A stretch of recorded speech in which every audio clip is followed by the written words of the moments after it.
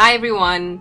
It's been a while since I last picked up a project and finished it, let alone recorded any video at all. So as a warming up exercise, I'd like to record this really tiny little video to basically finish a project with you and finish a project with you? Have you finished a project with me? You have seen this so many times before in the regular Basic Stitch knitting podcast, which by the way I'm going to rename to Basic Stitch podcast because apparently I'm doing something more than knitting now, but more of that in the regular podcast. It's Frozen Harbor shawl, and look at that. It's huge. I'm not sure if you can feel how big it is, but it is huge. It's probably one of the biggest shawl I've ever knit. I'm going to talk more about the shawl itself later, and now I'm just going to take this opportunity to show you how I knit and purl because it's point of interest for common knitters. And before that, I just really like to show you all the ruffles here. Oh, isn't this amazing? So scrumptious and beautiful. Of course, it's not gonna look like this once they are freed from the needles, but every time I finished knitting a row or just in the middle of a row, when I look at them, I'm just like, oh my god. It takes forever for me to knit one row, and I'm thinking about recording how long I'm going to knit one row so that you have an idea of how many stitches they are, or just the speed of me knitting, which is not very quick. First of all, let me just say I'm very proud of this obviously makeshift setup that offers a bird's eye view. It's not perfect, but for now that will do. The yarn I used for this shawl is Drops Flora in light grey, and it's made of 65% wool and 35% alpaca. It's buttery soft, and I recommend using it for a project that needs a good drape. The project lives in a project bag from Rosea by Lily. If you're regular, you'd know that I speak very highly of the quality of the bags. Now let's see what else fit in the bag other than a full-sized shawl. I have a single skein of Drops Kit Silk that I don't know what I can use for, and a skein of beautiful indie dyed yarn I have wound into a ball. This is a Pakora Kitties yarn very generously given to me by Lois, the maker behind the company. She's a knitter in Singapore. She gave me a full sock kit, and this pink yarn with the rusty autumnal flakes is called Thundery Iris. Not shown in this video is a small skein of maple leaves, a gorgeous mix of greenish copper and pumpkin orange, perfect for the season. Alright, now this is how I knit. I usually wrap the working yarn around my pinky and tension it also with my index finger, but when my hands are clammy, shout out to my fellow sweaty palms people, I simply tension the yarn with my index finger and not my pinky. I believe I'm what people call a flicker, but I don't even flick sometimes. I just push the needle on the right with my middle finger.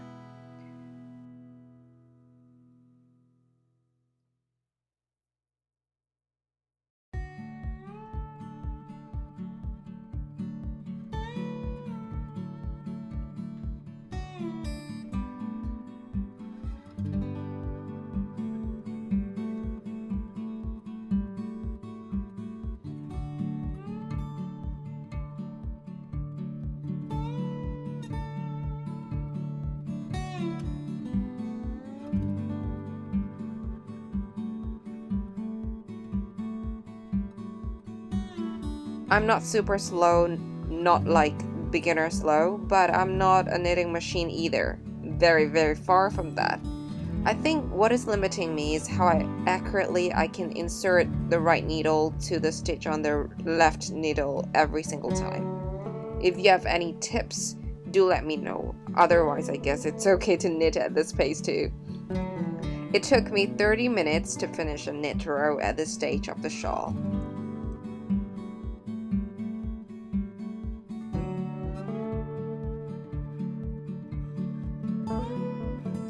And this is how I normally purl.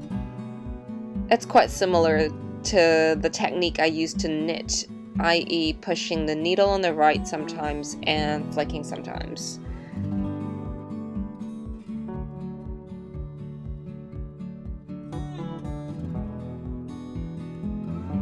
I definitely purl slower than I knit, which makes me belong to 99.9% of the knitters out there.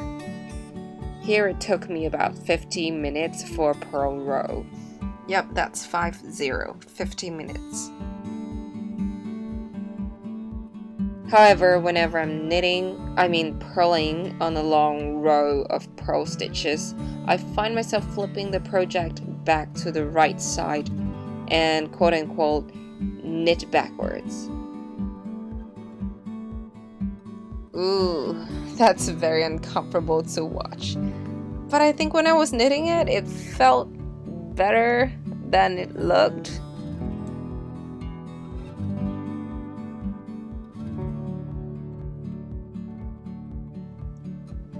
Alright, some slow motion for you.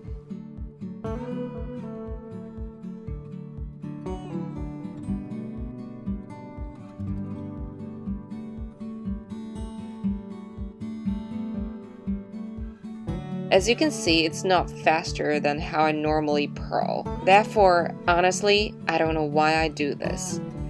I wish I could tell you about the science of this, but it just feels better for me personally.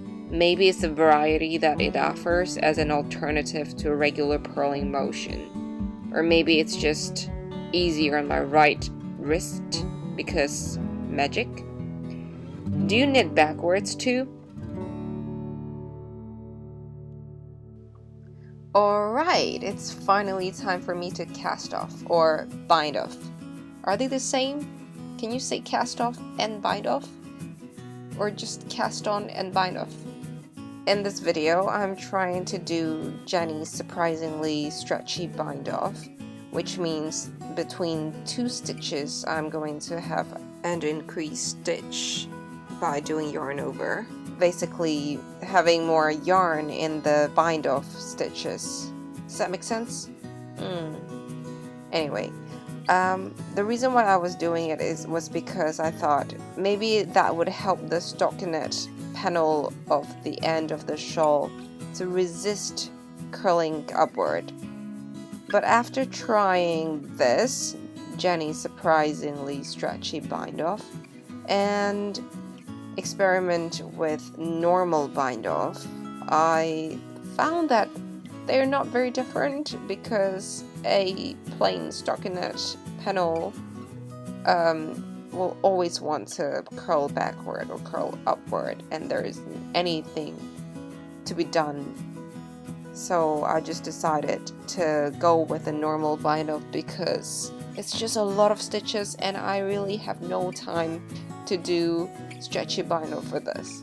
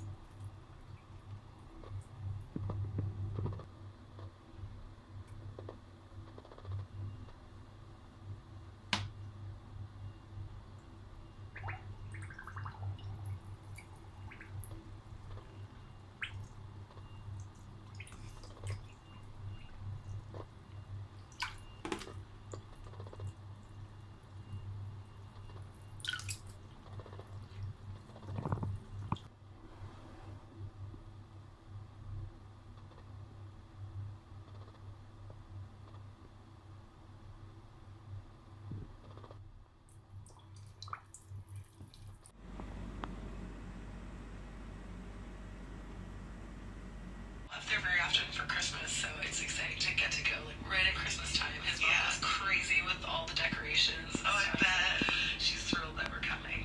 Cool. Yeah. Exciting. And to celebrate. Okie dokie. Here I am showing you how I usually style my shawl, or more specifically, how I'm going to style this shawl. Other than this shawl, Ines has a lot of other beautiful designs and her aesthetics are so on point, so don't forget to check out her Instagram account.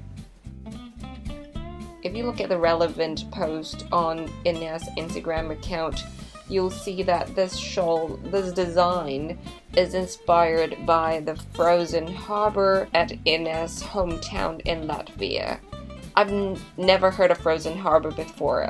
I've always been growing up in warm places. I don't know what it's like, but from her description it sounds nothing but magical.